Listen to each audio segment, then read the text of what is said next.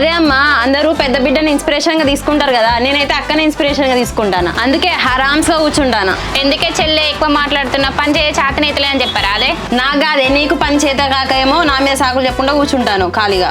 అబ్బా, నీ నిన్నే సాకులు చెప్పాలి, నువ్వు నీ ఏషాలు. అమ్మా, అక్క ఎక్కువ మాట్లాడుతుంది. ఏషాలంట ఏషాలు. ఎవరు ఏషాలు ఇస్తాను చెప్పు.